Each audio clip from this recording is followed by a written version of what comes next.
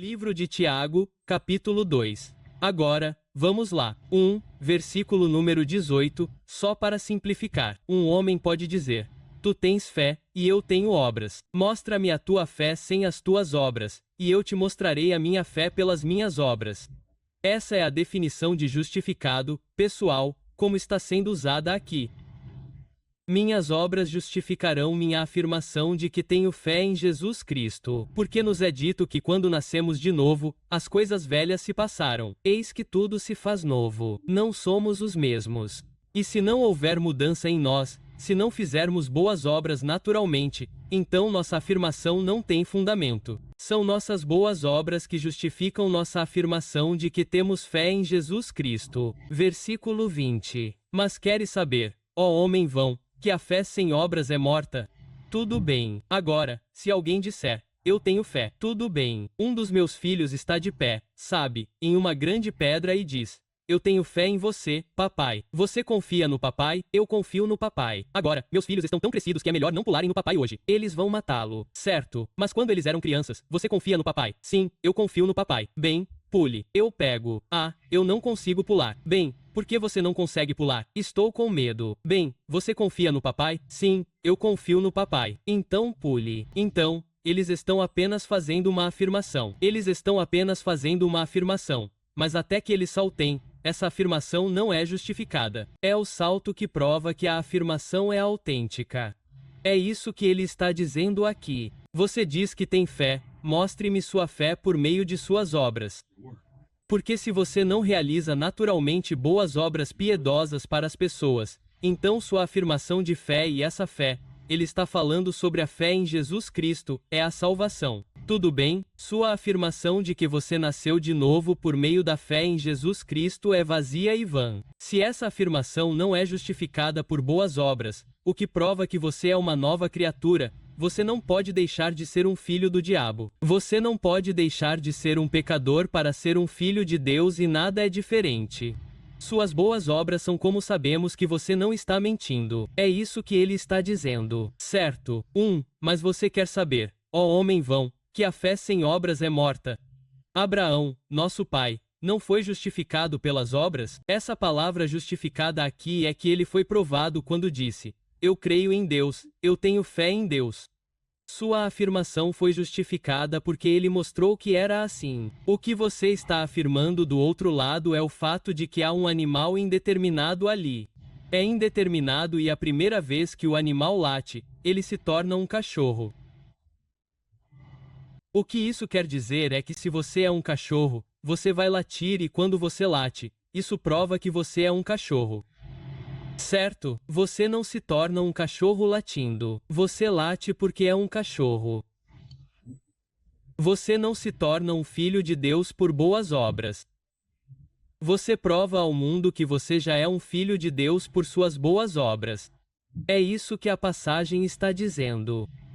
Agora você diz: Duane, como você sabe que sua interpretação disso está certa e aqueles que estão afirmando que você tem que fazer boas obras estão errados, porque a afirmação deles contradiz outros versículos. Efésios, capítulo 2 para 8 e 9. Porque pela graça sois salvos, por meio da fé, e isto não vem de vós. É um dom de Deus, não de obras, para que ninguém se glorie.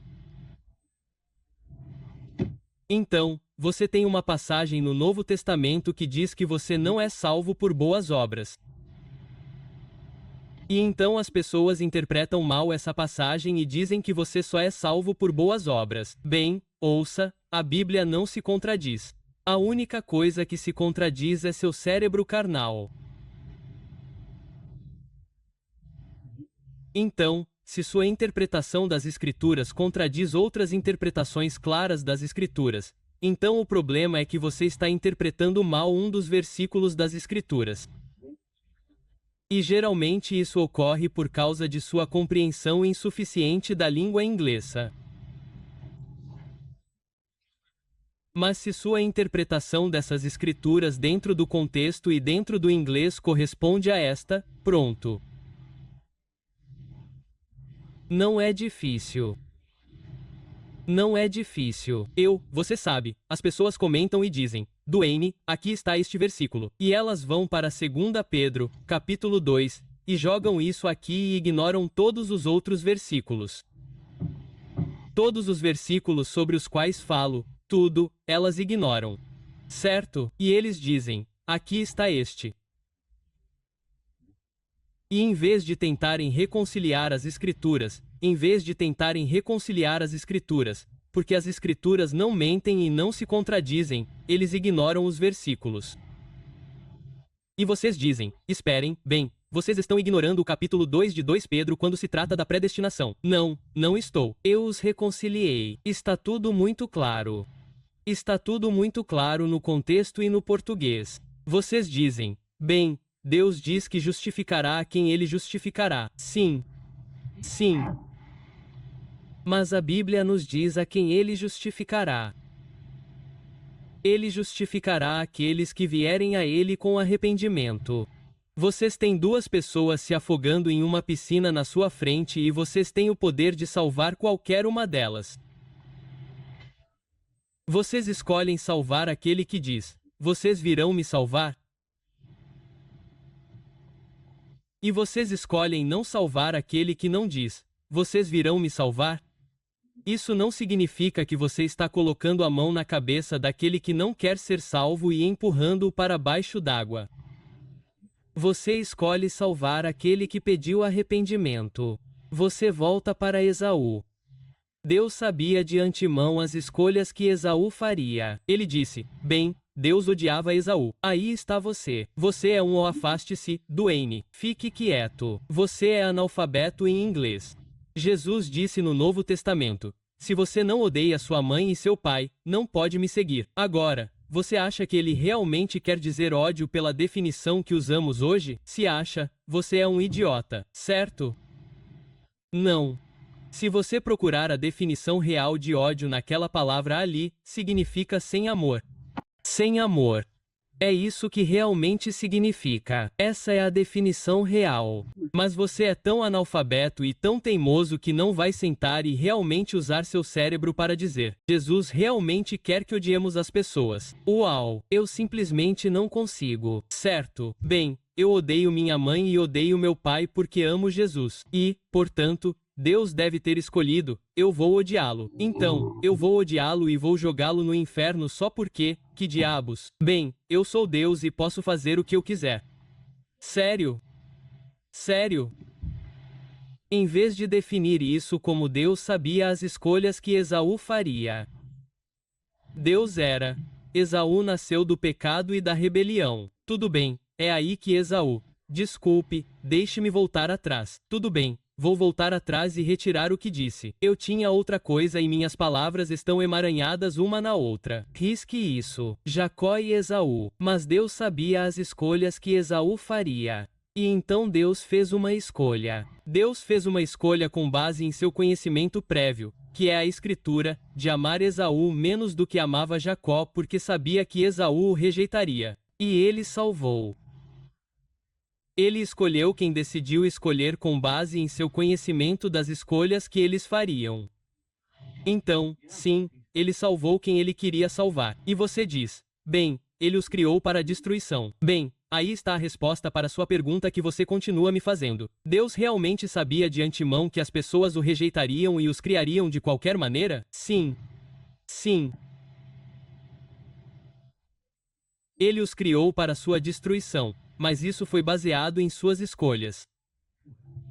E tudo está claramente definido na língua inglesa. E isso não contradiz.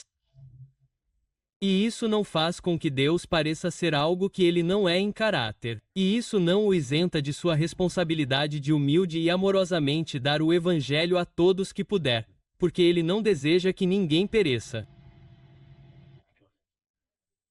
E se ele for exaltado, ele atrairá todos os homens a ele. Você diz, Duane, os homens não podem vir a Deus a menos que sejam atraídos. Foi isso que ele disse. Mas ele atrai todos. É aí que você se engana. Você diz que Deus atrai apenas certas pessoas e certas pessoas ele condena para ajudar. Não, ele atrai todo mundo. E todo mundo tem a escolha. Está na língua inglesa. Temos a tradução da Bíblia para nós, falantes de inglês. E Deus não escreveria a palavra de Deus e ordenaria que ela fosse perfeita nos originais e diria: ok, humanos, eu sei que vocês estragam tudo em que tocam, mas a culpa é de vocês. Boa sorte. Aspas. E ele não preservaria sua palavra de Deus perfeita e santa através dos tempos em todas as línguas em que aparece. Se Deus não pode preservar sua palavra perfeita, então ele também não poderia escrever sua palavra preservada. Escrever sua palavra perfeita preservada. Um Deus que escreveria uma palavra perfeita misturando todas as minhas palavras. Um Deus que escreveria uma palavra perfeita de Deus, mas não a preservaria ao longo dos séculos. Veja, você simplesmente não está pensando. Você simplesmente não está pensando. Certo, eu já contei essa história antes. Vou contá-la novamente porque ela se encaixa aqui. Eu conheço uma missão. Conheço um pastor. Ele era um missionário na Holanda uma vez que estava tentando estudar a língua holandesa e estava tendo convulsões. Por fim, seu instrutor de idiomas me ligou e disse: seu problema não é que você não sabe holandês. Seu problema é que você não sabe inglês muito bem. Vá para casa, aprenda sua própria língua e depois volte e estude a minha. E o problema é que temos muitas pessoas que não leem. Elas não leem coisas profundas. Elas não leem coisas antigas, certo? Elas são meio analfabetas e não entendem a língua inglesa. E você não tem coração para entender que a Bíblia não se contradiz. E você não precisa olhar para uma passagem das Escrituras e ignorá-la porque não consegue justificá-la com outra passagem das Escrituras que diz algo que você realmente gosta que ela diga.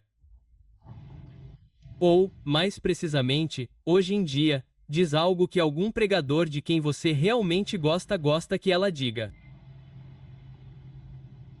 Certo? E outra razão pela qual as pessoas interpretam dessa forma é porque realmente assusta as pessoas em casa pensar: eu nasci de novo há tantos anos. De acordo com a minha definição, e eu nunca fiz nada por Deus, exceto estudar a Bíblia e a doutrina e bater nas pessoas com ela e olhar com desprezo para as pessoas, ir à igreja e depois voltar para casa e viver minha vida sempre como ela deveria ser. Não tenho boas obras que justifiquem minha afirmação de que fui ao acampamento de verão quando tinha 18 anos, fiz a oração do pecador e nasci de novo. Faço essa afirmação, mas não tenho boas obras que justifiquem minha afirmação e você não pode aceitar isso. Tudo bem. Então, de qualquer forma, essa é a verdade das Escrituras. Essa é a verdade das Escrituras. E a razão pela qual continuo trazendo coisas à tona e entrando no fogo assim é porque me importo com sua alma, com sua eternidade, com a eternidade e com a alma daqueles com quem você entra em contato. E quero que você saiba a verdade simples das Escrituras.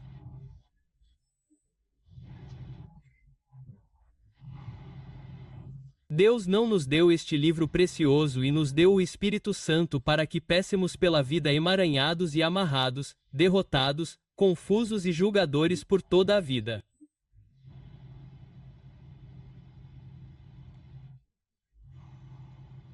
Se esse é o Deus que você acha que serve, você não conhece a Deus. E, francamente, não quero servir a um Deus assim, porque qual é o sentido?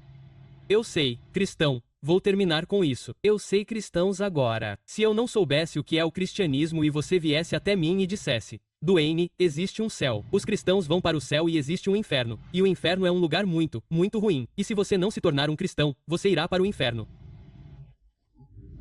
E se eu perguntasse a eles: ok, meu Deus, eu não quero isso. O que é um cristão? E eles apontassem para uma pessoa que eu conheço que se considera um cristão de primeira linha e dissessem: você tem que se tornar um cristão. É isso que você tem que se tornar. Eu diria: me mande para o inferno. Aspas. Não quero ser algo que odeio nesta terra na esperança de poder ir para algum lugar que amo quando deixar esta terra.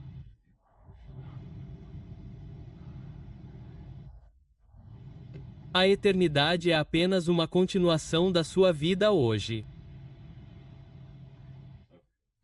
Agora é uma continuação melhor. Você se forma em um corpo melhor, em um lugar melhor. Você se forma na presença do Senhor. Mas estamos vivendo esta vida, pessoal. Estamos vivendo esta vida hoje aqui na Terra. E quando dermos nosso último suspiro aqui, tudo o que faremos será atravessar uma cortina e continuar vivendo pela eternidade. Como eu disse, melhorias definitivas.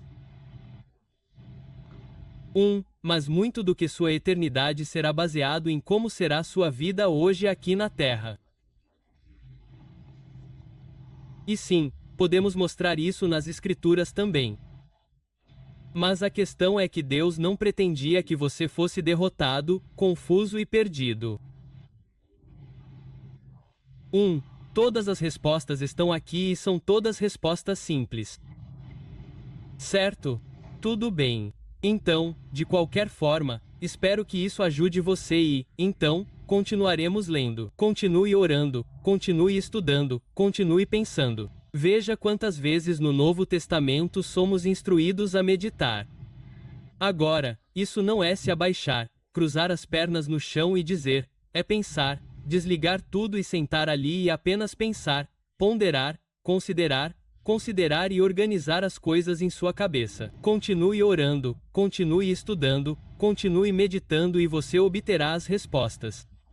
E você ficará chocado com o quão simples elas são. Tudo bem, nos vemos na próxima vez.